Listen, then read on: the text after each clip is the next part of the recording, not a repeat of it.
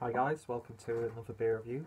Sat in front of a blank wall because my modern masterpiece for collage is now sitting in pride of place in the downstairs living room. And yes, so I will have to create a new one because this is a very awkward setup now. A very awkward white patch, and no, I'm not talking about myself. Anyway, so today we have got another beer review, and it's another Mikkeller review, and this came in the August Mikkeller Beer Club box, and we've got a collaboration between the band The National and of course Mikkeller, and this is the reality-based Pils, which is a German style Pilsner, clocking in at 5% ABV. Let's see. So ingredients are water, barley malt, hops and yeast. Not too sure what type of hops they have used for this one.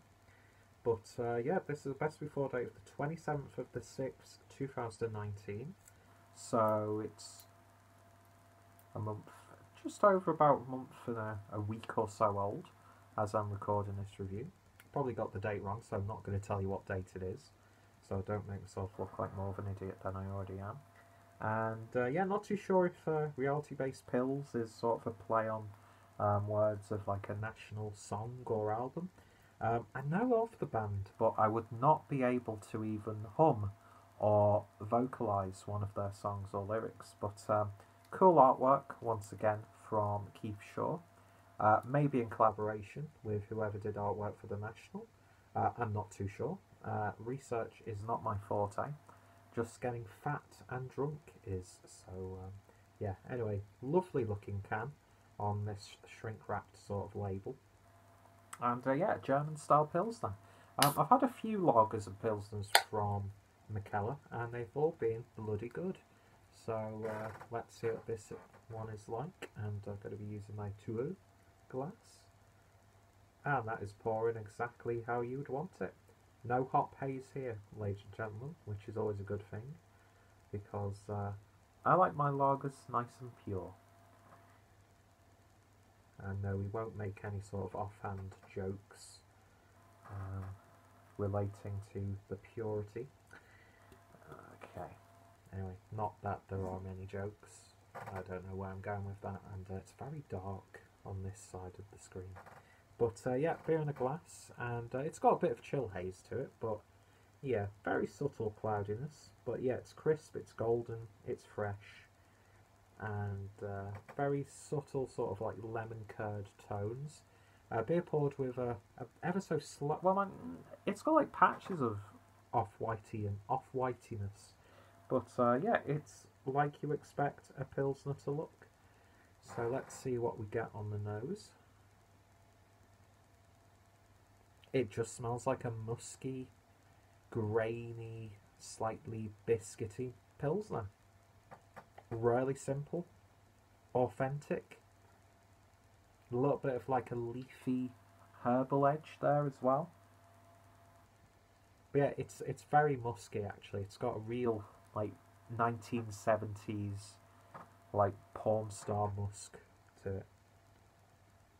Why I went to pornography, I'll never know. But yeah, if you close your eyes and smell it, you think you're sniffing like an authentic German style Pilsner. Smells wonderful, so let's give it a taste. Prost.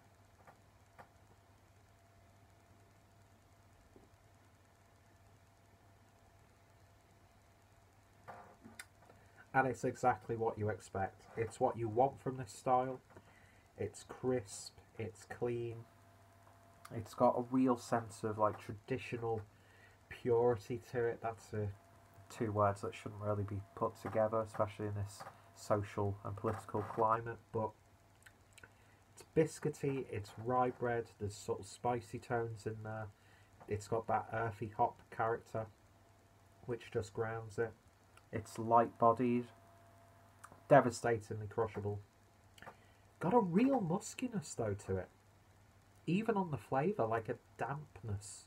Almost like damp wood almost. Not that I've like sunk my teeth into like a rotting piece of wood or anything like that, but you get those sort of impressions, which you don't really. But it just makes sense as a description.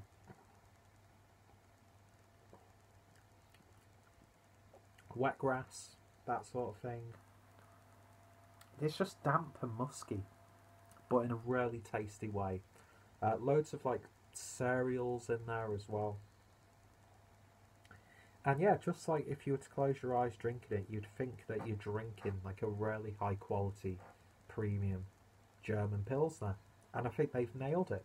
There's no like underlining citrusy hops in there. There's a very subtle lemony flavour. It's very, very subtle though. It's not being like overly hopped with like American hops or anything like that. You don't need to. It's just an honest to God, traditional and well executed tasting Pilsner.